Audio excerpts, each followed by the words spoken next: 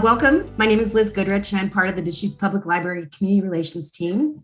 Today's program is being recorded, and like so many other of our great presentations, will be available for viewing about midweek. We have so much great content on our YouTube page. We encourage you to stop on in and check out all the work that we've been doing in this virtual space. I'd like to introduce to you Brian Medlock. He earned his bachelor's degree in biochemistry from Whitman College. He moved to Washington, D.C. and worked as a forensic chemist for the Drug Enforcement Administration. He moved back home to Oregon in 2005 and began his career with the Oregon State Police Forensic Services Division in the Bren Forensics Laboratory, where he's been the director since 2015. He is happily married to an amazing wife and currently has his hands full raising 2 teenagers and a crazy Aussie doodle, who I have met, and I can attest to the fact that is a crazy Aussie doodle. And he may make an appearance today. Who knows? You never know. I hope he does. So please welcome Brian. Go ahead and share your screen. All right. And just for all the participants who are on the call, if you have a question for Brian, he likes to answer them during the presentation. So you can go ahead and put those in the Q&A, and we'll get those answered for you as we go along. Liz will be the voice of the audience, I think. I will be the voice of the audience. Awesome. Thank you. Well, good afternoon, everyone. Thank you for sharing this time with me especially on such a beautiful day. I almost wish I could do this outside. It's so nice out. But the title of this talk is "So You Want to Be a Forensic Scientist?" Well, that's great, but it may not be exactly what you think it is if you watched a lot of television or movies that have forensics in them. So today I'm going to talk about, I'm going to start out this presentation just by dispelling some of the general myths, what we drive, what we wear, what we do. And then the second half, I will talk about the structure of forensics in Oregon, specifically with the Oregon State Police. I'll flesh out a little bit more of my background. Liz did a great job reading that. But yes, I was born in Sweet Home, Oregon, graduated, born and raised in Sweet Home. I went to Whitman College after high school, and I majored in biochemistry with a pre-med focus. I was going to be a doctor, and then decided against that my senior year, and I stumbled into forensics. Worked as a forensic chemist for the DEA for about 7 years out in the Washington, D.C. laboratory, and then moved back to Bend, get back home to Oregon, and I've been working as a forensic scientist and then laboratory director since 2005 here in Central Oregon. So first reality check about forensics is it's a little bit more like the top picture, or less like the top picture, and a little bit more like the bottom picture. Forensic scientists are not sworn officers. We don't carry guns. We don't have badges. We don't interview suspects. We're not counselors with family. And although we do get a clothing allowance, it probably would not cover the suit that he's wearing on CSI Miami. And unfortunately, I think fortunately, we're closer to the bottom picture, just with slightly better social skills. I can't tell you the number of arguments I've had about Superman versus Batman, who would win in a battle. So it's a pretty nerdy environment in the lab, but it's pretty great, I gotta say. First thing, what we drive. On TV, they have the nicest rides, Hummers, all kinds of things like that. We don't. We work for the state. So unfortunately, we don't drive Hummers to crime scenes. This is what we actually drive. This is one of our crime scene response vehicles. And essentially, it's a mobile laboratory. It's got everything that we could possibly need at a crime scene. There's a slide later that will show you the territory, the region that the Bend lab covers, and it's pretty significant. So there's lots of times where we're in the middle of nowhere, and this is all we have. So it's got generators. It contains a metal detector, trajectory kits, laser trajectory kits, all the packaging that we could possibly want. It's got a generator, heat, air conditioning. We have lights. We've got ladders. We've got everything we need essentially to process a crime scene in the middle of nowhere. Unfortunately, like I said, we are a state agency, and This happened a couple years ago. This was in Grant County. We responded in a remote location to Grant County, and we broke down about a mile from the crime scene. So we had the call out vehicle towed to the crime scene, processed the crime scene, and then we had it towed to a shop afterwards. So that's the reality of life working for the government, especially. But the great thing is we overcame, and we finished the job, and we got it done under less than ideal circumstances. What we wear, we do not dress like this picture. Sorry, not sorry, I guess would be the response to that. What we typically wear, most of the time we're in the lab. We're wearing lab coats, but there's some photos here of folks being interviewed for the news. We've got people responding in the middle top. That's the clothing we wear to crime scenes. Top right is one of our DNA analysts wearing what most of us wear most of the time in the laboratory. Bottom left is one of our more finely well-dressed supervisors in the Portland lab. I think that was an interview for the Oregonian. And then the bottom, once a year, we really embrace Halloween.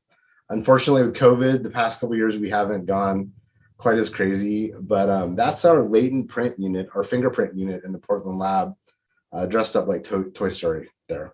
So yeah, we really like Halloween. Less leather pants and more, I don't know, tutus, I guess. Hey, did I mention that we really like Halloween? This is your Mighty Ben laboratory over the past few years. Top left, we've got Price is Right. One of our scientists actually was on the Price is Right and won that scooter. So that gave us the theme for that year. Top right, Goonies, an Oregon classic. And then the bottom was the most recent one we did where we were the Princess Bride. So Brian, when you sent me this slideshow to review, I love this so much. It's just so awesome. Yeah, it's the best. And we've talked a little bit. I think a lot of this is just, smart people like to be a little goofy, but it's a coping thing. It's a way to kind of, de-stress once a year. And I do have to mention that boulder is made out of paper mache by one of our scientists. So it was pretty great. What we do on TV, they're always at scenes. They're always, interviewing or chasing suspects. 99%, maybe 90% of the time, our work is in a laboratory setting. We do have crime scene teams that go out to crime scenes, but fortunately, that's not all the time. We average maybe 2 crime scene responses a month or so, something like that. We don't swing black lightsaber looking things around. I don't know what they're doing. We don't interview suspects, anything like that. So sorry. What we actually do is, like I said, primarily lab work. So we've got a firearms analyst here looking at guns. We've got biologists creating slides, drug chemists working. We also do testify. So that's fairly infrequent, but it is something that we do. That is a service we provide, and we testify to the results of our work. So kind of a last fact versus fiction slide here. We're not experts on anything. And if you watch many of the TV shows, they often know everything about everything. We're specialized into different disciplines, and it's very extensive training. It can take 9 months to a couple years, depending on the discipline that you're working in. So we can't do everything. It's just impossible. Some analysts, especially in the smaller laboratories, work multiple disciplines. I actually worked 4 when I was on the bench working as a scientist, which I think was a little much, but I worked in drug chemistry, biology processing, trace analysis, trace processing, and crime scene analysis as well. And that was a burden to stay current on everything, stay up on my annual proficiency tests, and then just do enough casework to stay proficient. So 4 is tough. Generally, it's more like 1 or 2 different disciplines. And one of the things that's really important for us to do and to know in our job is to stay within our area of expertise. We only testify in what we're experts in. And if we get pushed by either prosecution or defense to go beyond that, we are very good at saying that's beyond my scope of expertise.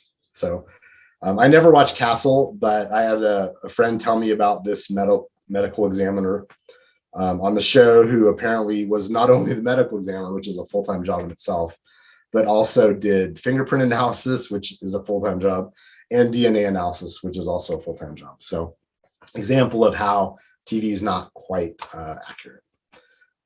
So getting a little bit more into Oregon State Police forensics specifically, we are a one lab system. We're the only full service forensic laboratory provider in the entire state of Oregon. A couple cities have smaller units, Eugene does and Portland as well, but they don't do everything. They just have a couple of things that they do. So we're a one lab system, but we have 5 regional labs. We have a lab in Portland. We have a lab in Springfield. We have a southern lab in Central Point by Medford. And then we have one in Pendleton. The Bend lab there in the middle, you can see the territories that we cover, and it's very large geographically. So we have 7 counties, and if there's a crime scene that occurs and they need response anywhere in any of those counties, that's kind of our primary responsibility. So we will respond, as well as we will receive evidence from any law enforcement agency in any of those counties. They ship it to us first, or they'll deliver it to us first, and then we will either do it in the Bend lab if we provide that service, or we will forward it to the appropriate laboratory that does.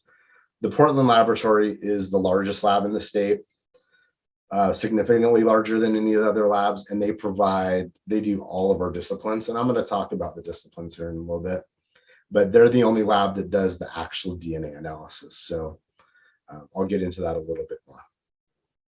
And one more point on this, although we have primary coverage areas, we can respond anywhere. For instance, when the UCC college shooting occurred, unfortunately, we had teams from Jackson County, the Central Point lab, and the Springfield laboratory respond.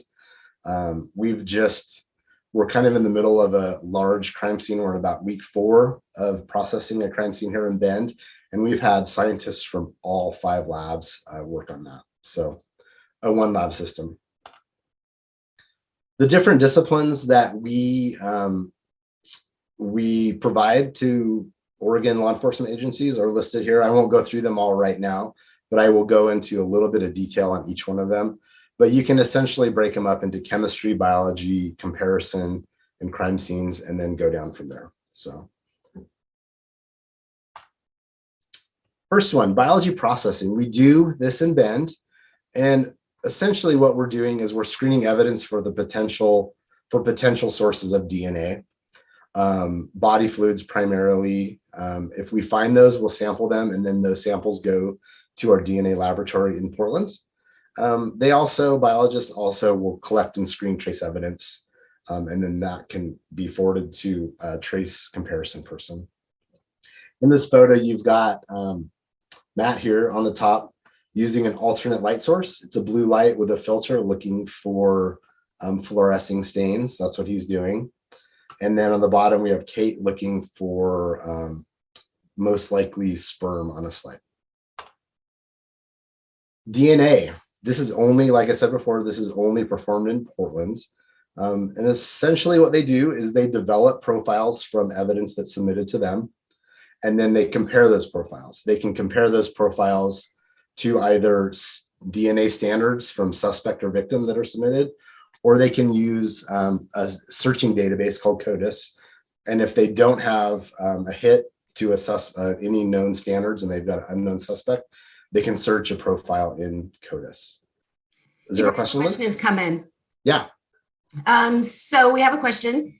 If Bend PD needs DNA analysis, would they send that directly to Portland, or send it to you and then you would forward it to Portland? They would send it to the Bend laboratory. So we're kind of their gatekeeper. So if let's say there's a stabbing and they have a suspected knife that was used in the stabbing, They would send it to the Bend laboratory. We would look for any sort of red-brown stain on the knife. If we found some, we would do some presumptive testing for blood. If we found blood, quite possibly important to this case, so we would take swabs, and then those swabs would go to Portland.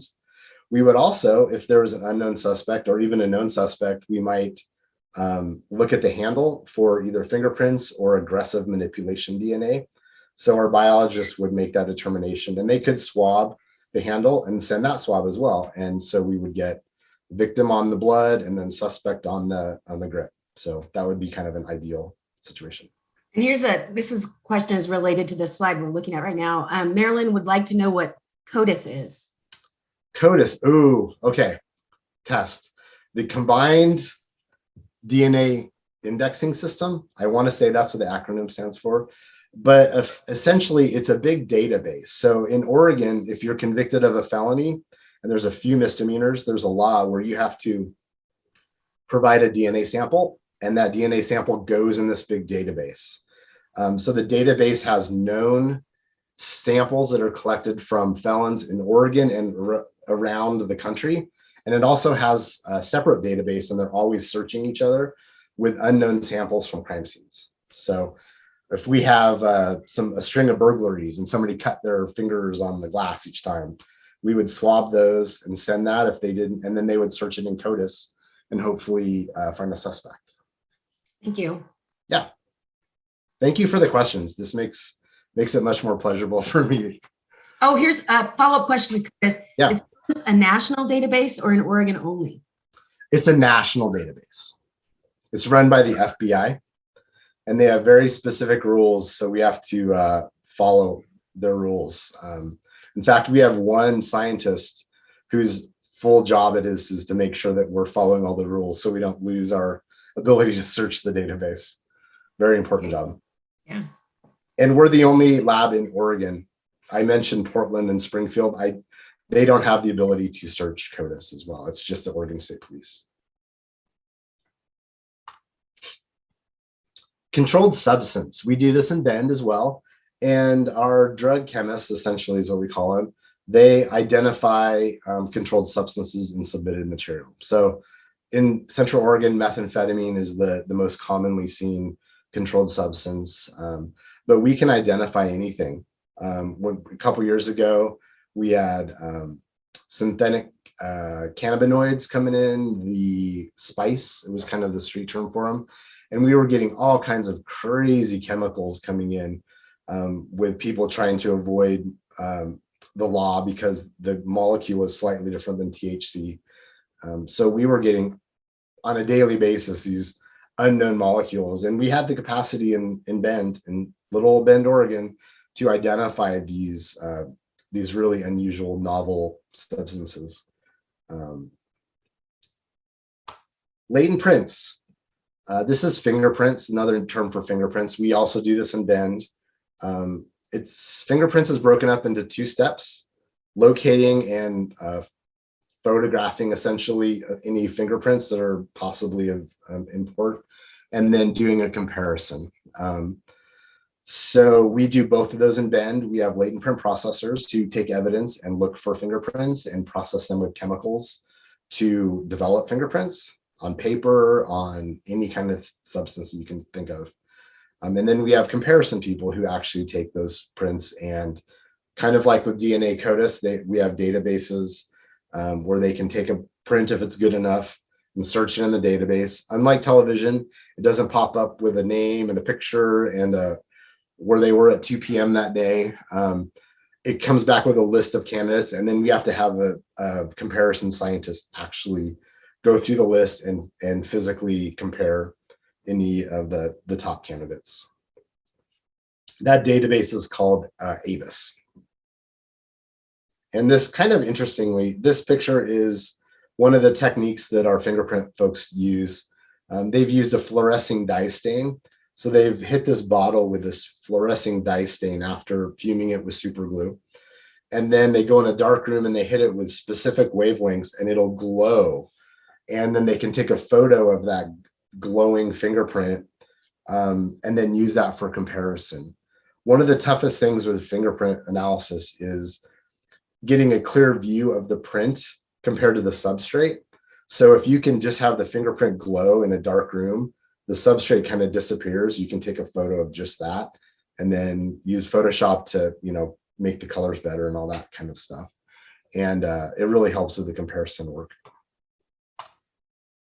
Toxicology is kind of like drug chemistry that I talked about previously, but it's in blood and urine. So we do not do this in Bend. Portland and Springfield are the only two laboratories that do that. So they're looking for alcohol, drugs, metabolites in body fluids. We also work with the ME's office to assist in cause of death determination. For instance, unknown death, they don't know if it's an overdose or something like that. So we will do those kinds of tests for them to help them determine cause of death. Toxicology also includes our implied consent program, which is the intoxilizers, the breathalyzers is what they used to be called. So you can see a photo of one of our folks testing one of those out. So they do a lot. Trace evidence. Trace is very interesting. It's a catch-all for everything else. Oh, Liz, you have a question? Yeah. We have someone who wants to know that I worked for the Department of Interior and had my fingerprints taken. Am I in the codex? So no, CODIS would be DNA. So ABIS would be the database, but you're not.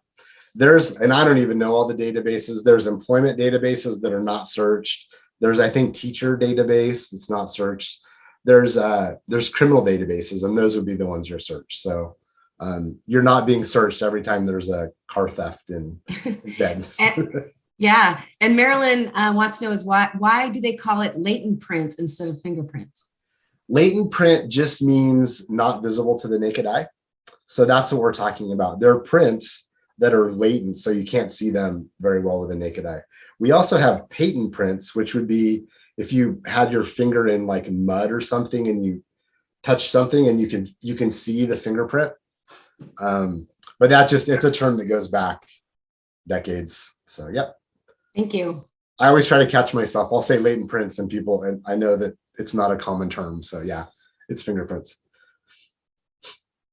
Trace evidence, like I said, is sort of a catch-all. It can include arson, impressions, tire tracks, hairs, fibers, explosives, glass, paint, all kinds of things. Poisons. I don't know if poisons is on there. Yeah. So we've got a few people in Trace, and they just have to be masters of all, essentially, because we'll send them weird stuff and they figure out a way to make it helpful, or do their best to make some sense out of what they get to help law enforcement. In fact, essentially, they're comparing question evidence to known evidence. Yeah, Liz. I have another question about fingerprints. Sure. If someone becomes a U.S. citizen or getting a CCW or a federal job, where are my fingerprints stored? Great question. I don't know, but I know it's not the criminal database. So I've gone through backgrounds with the DEA and Oregon State Police, and my fingerprints are somewhere, but they're not being searched for criminal stuff. And I'm actually listening to a podcast on the DC sniper, because I lived in DC when that sniper was happening, and they just talked about this. Actually, they got a fingerprint and they were running it through all kinds of databases, all the normal ones, and then they expanded it. And only when they searched, I think it was the INS database, did they find a hit. So they're not regularly searched. Yep. And I think it takes extra legal arguments and subpoenas, I'm not sure, to search those other databases. So Marilyn wants to, I think, Marilyn, and let me know if I get this right. She wants to know, can you talk about the slide below the words? Like, is that DNA? Are those strands of DNA? Right here on this one? Yeah, I think. Okay, if you really want to know. So Marilyn is a curious person, so I would imagine she would like to know. I love it. So those are all hairs under magnification, and those all came from the same person in the same area. And we won't talk about what area they came from. but they all came from the same area. And we took this picture back in the day because we wanted to emphasize the importance of collecting standards. So when we get a hair that's unknown and we have a suspect, we want a thorough standard collected. We want pulled hairs, and we ask for 24. And often we get pushback. Well, why do you need 24 pulled hairs from somebody? Because the hairs here, I just got a haircut today, it's really short. The hairs here look different than the hairs here, and body hairs look dramatically different, even in the same close region. And all these hairs came from the same close region on a person.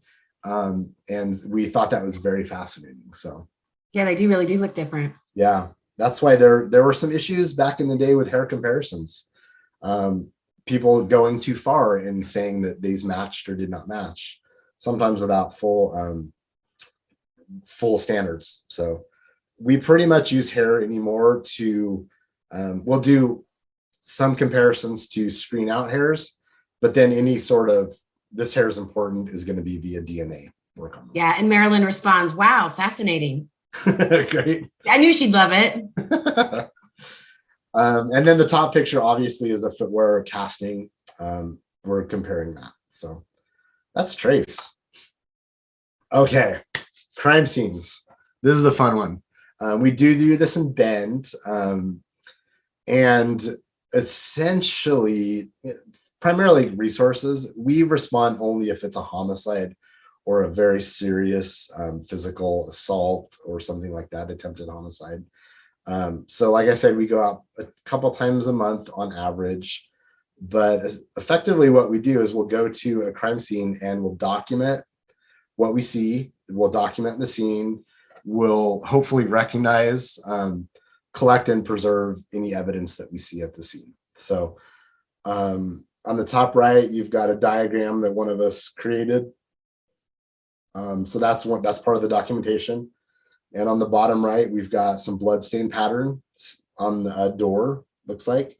So we can, and it also looks like there might be some footwear impressions down there on the bottom.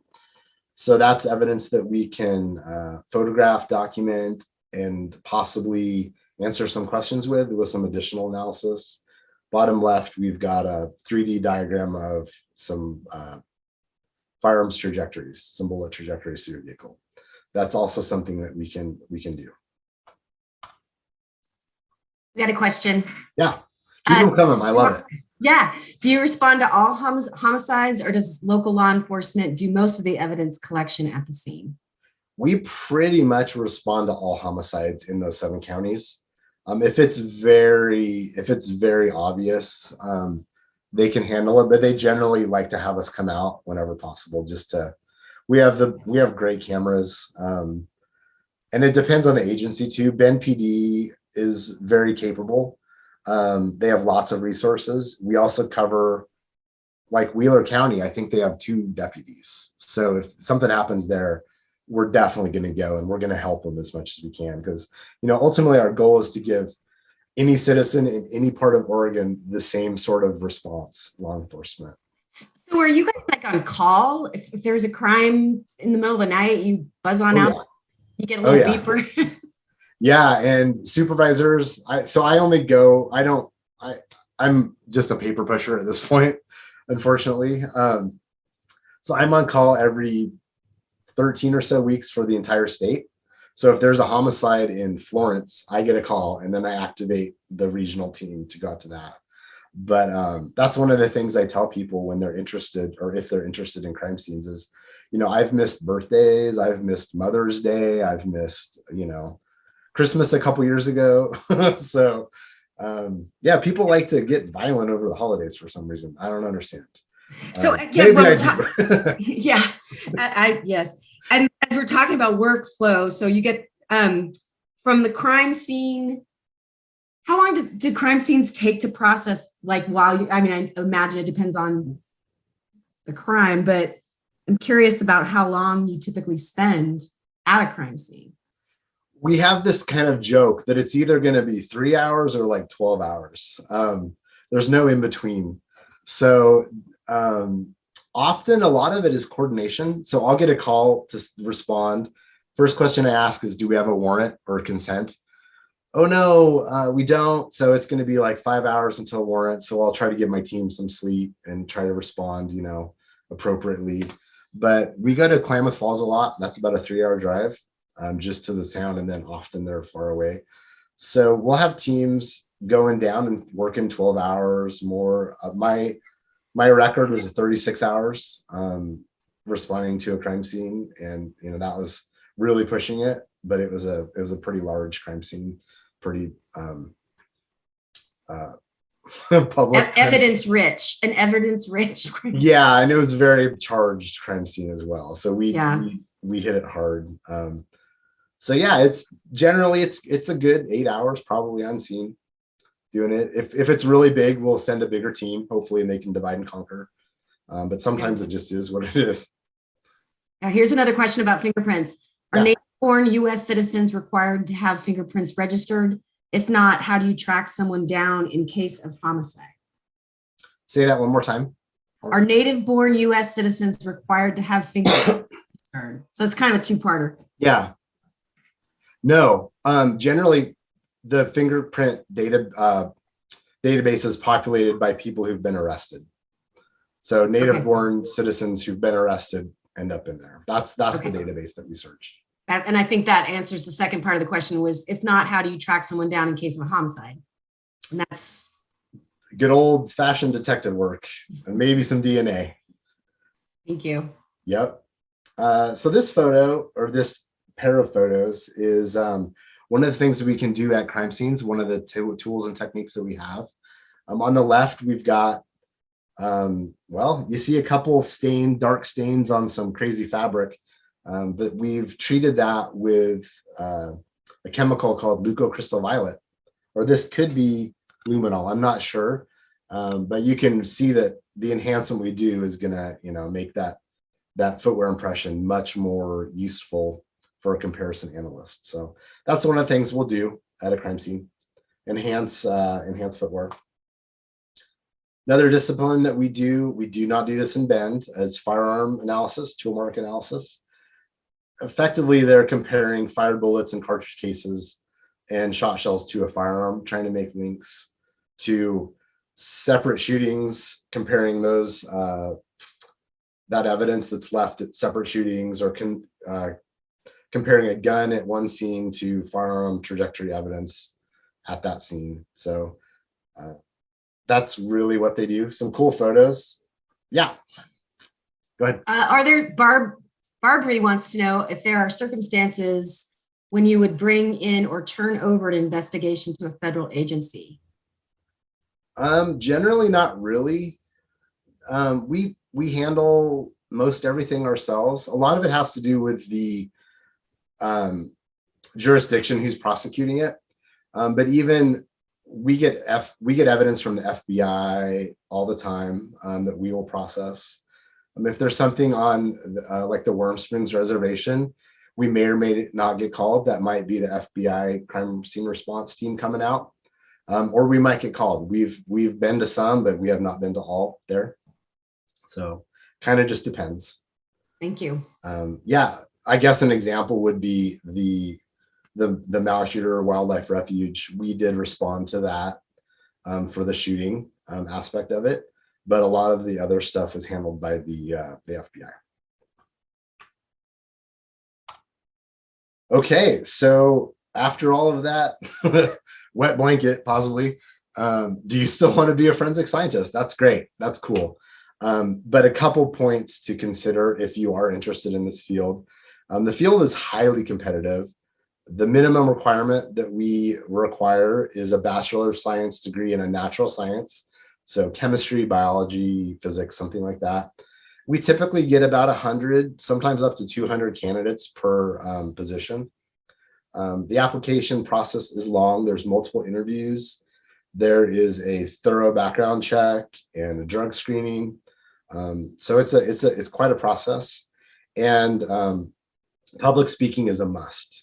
So one of the most important parts of this job is testimony. You can be the smartest person in the world, but if you can't relay what you did, your results, in a way that people will understand who aren't forensic scientists, you're not effective. So that's one of the things that we look for. And I always tell people, if you're interested in being a forensic scientist, get a strong foundation in science, and then also take communication classes, take speech classes, take writing classes, because that's really crucial to being an effective forensic scientist. So questions? And I guess I will stop. Should I stop sharing? Yeah. Yep. So we have an interesting question. I'm not sure if I know all this. Okay. How would you investigate a murder crime which a ghost gun with self-made ammo was used and the criminal was smart enough to erase all the trace of their DNA footprint? That's a lot of hypotheticals there. Sounds like a really smart criminal, and fortunately there aren't many of them out there. That's people talk. That's where it would have to rely on we just do forensic aspects, but there's a whole criminal division that has, it's full of smart detectives who they do their thing. So if they found some evidence, we could do something with it, but if not, it's on the criminal detectives. Yeah. And are cold cases still common these days? And I assume that question is about, do people still work on cold cases? Yep, they are, and we do. We prioritize current cases over them, but we have a couple cold cases that we are slowly making progress on.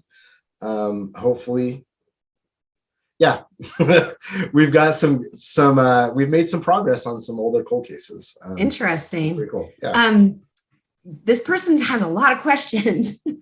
Generally, how long does it take to process DNA evidence, and how much of a backlog is there in the state?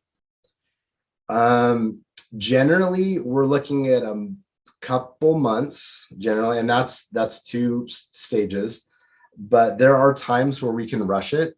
And we had a case somewhat recently where we went to a crime scene, I believe on Friday, and we got results on Monday.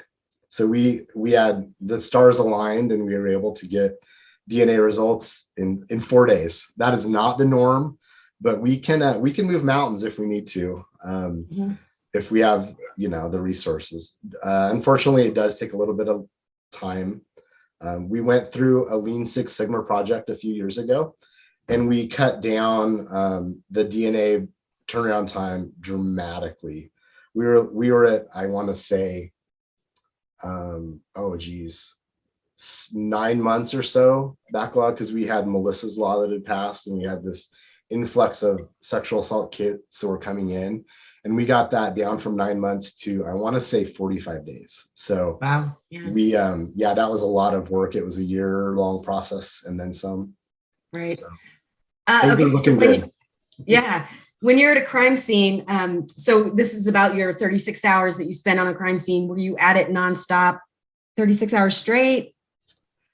No. So that was that day I will never forget. I woke up 4 a.m., went to spin class. Then I worked a full day at the lab. And then I was home for about 30 minutes. And then I got the call.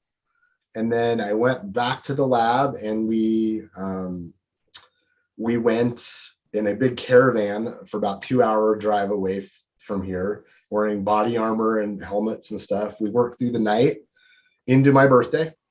And it was 4 degrees that night and snow and craziness. And we got done, and we were looking at a hotel possibly just to get some sleep. Everything was full. There was a command post, but it was the flu had run through that, and we decided against that. So we powered through and drove home. And then I had a sleepy birthday dinner with my family. Yeah. Went right to bed. So this question is a follow-up to the cold case questions. Cold case question. Have you been involved in the cold cases that have been making progress? We are constantly working on them. Yeah. So we currently have a couple that we're working on in Ben Lab, and we have them throughout the state. So yeah. And our state anthropologist, Dr. Nikki Vance, is we finally have a full-time forensic anthropologist for the state of Oregon, and she's going through a ton of unidentified remains. And every once in a while, you'll probably see a press release or something about somebody we figuring out who these unidentified remains are. So Yeah, fascinating. from 30, 40 years ago, things like that. Yeah. Amazing. Marilyn wants to know if fingerprints wear off as a person ages after years of typing, piano playing, etc. They sure do. They're tough. And not always age, just career, what you do. You can really, you can wear off fingerprints, and not everybody leaves them the same way. We have people who are just oily, or I don't know what they are, but they leave fingerprints everywhere. And you can have two different people touch the same thing the same way, and one won't leave prints and one will. So there's just a lot of variety in biology and nature. They're slippery. Fingerprints are slippery. Can dash cams be used as video evidence if a driver witnessed a crime and happens to get it off of their car cam? I would assume so. That's, again, there was a slide I talked about not speaking out of our expertise. This would be an example of that. I would assume so, but I don't know. We don't do digital video evidence, but I've seen that as being used as evidence by detectives and patrol officers before. Yeah. Great. Let's see. This is an interesting question. Joanne has a granddaughter that planned to watch this today, but at the last minute had to sign up, had some college obligations. She wants to know if the granddaughter can reach out to you to get some information about what she should be signing up for in college. Absolutely. Okay. And I don't know should I give my email here, or do you have that? Or let's put it in, you can put it in the chat. I'll put it in the chat, or you can put it in the chat. Yeah. Okay. I can. That's great. I can. Brian, you can do a side hustle as a advisor, college admissions advisor. Yeah. There we go. There you go. So Joanne, you can have your granddaughter reach out to Brian at that email address below. And I guess I can hawk our internship program. Ooh, yeah, so that. Unfortunately, COVID has put a damper on that as well. But when it is up and running, every October, the month of October, we will post internship opportunities on the state job website. So you can just go to Oregon Jobs, the state website, and search forensic, and we will have any internship opportunities posted the entire month of October for the following year. So we're not doing it this October, unfortunately, but fingers crossed that next October it's going to get going again. Okay, let's have a couple more questions. Ruby wants to know if you have ever helped solve any crimes in Sweet Home. And what's your favorite Halloween candy? I wonder if Ruby's middle name is Viola. Ruby is Ruby. She might be a friend. Oh, okay. No crimes in Sweet Home, but there are plenty of crimes that occur in Sweet Home. Actually, when I was working in Washington, D.C., my lab was helping out our Southwestern lab, which was in San Francisco, the DEA lab, and they covered the Northwest. And there was evidence that came in because we were helping them out because they had such a backlog from Sweet Home, Oregon. And I recognized the road. So yes, the DEA did work some evidence that came out of Sweet Home. All right, what's your favorite Halloween candy? We must know now. Oh, it's got to be Reese's peanut butter cups. Obviously. Going away, yeah. Especially the ones that look like little pumpkins. Yeah, exactly. Here's another question about crime scenes. Do crime scene investigators have police protections? Are the police there on the scene with you? Yes, we are helpless nerds at scenes, and our focus needs to be on the evidence, and we need to not worry about our own safety. The level of safety varies. There are definitely times when it's one person and it's a little sketchier. But yeah, our job is not to protect ourselves. Our job is to look for evidence, and we can't have our thinking split that way. Oh, here's a follow-up to that question. After the investigation, in case someone tracks you down, It's always a concern. Again, that 36-hour scene, there were concerns about that. There were concerns at the scene with snipers, and then there were concerns after the fact. It was very political, so, or Interesting. high profile. So yeah. Yeah. And Carol has put in the chat, she's wondering about, does your department or does the Ben Lab do volunteer opportunities? We don't, unfortunately. We have to be very careful about security and not only just evidence integrity security, but, well, I guess it's part of evidence integrity would be, contamination with DNA, things like that. So we do not do volunteer opportunities. There are internship opportunities that involve background checks and such. And at some point, we'll start public tours again. I think it was the third Thursday, we would do public tours, like 30-minute tours. And again, broken record, like COVID, because of COVID, we're not doing them anymore. Yeah. But hopefully next year at some point. And do you provide evidence collection training for local law enforcement? We do. Yep, absolutely. Us helping them helps us. And this is kind of, I imagine this is a related question. Can you briefly describe what you do to ensure proper chain of custody? Yeah, so chain of custody, for those who don't understand, is documenting where any piece of evidence is at any given time. So when evidence comes into the laboratory, we actually enter it into a database, a software program. So it's called LIMS, Laboratory Information Management System, and it's our official chain of custody. So it will come from a law enforcement officer to someone in the lab. That's tracked with pins and barcodes, and then it's kept in a secure location during that time, again, tracked for that transfer. When a scientist needs to work that evidence, it will go from the secure location to a third party to them, every one of those zapped with pins, and then it's secured in their possession and then continued until it leaves the laboratory. We don't store evidence long-term in any of the labs. All the evidence, when we're done with it, goes back to the law enforcement agency. Okay. So Marilyn wants to know if you remember the Sweet Home murder a few years ago where the suspect was captured in Sisters? Yes. He was found in her backyard. Oh. A lot more excitement than she could ever wish for. Scary, yeah. We always go to scenes after all the scary stuff. So. Well, we'll give it any last questions for Brian. This has been really interesting, and I'm glad you dispelled so many of the myths that are. Absolutely. Did you have any questions, Liz? I have lots of questions. Always. But I don't. Oh, here we go. One more.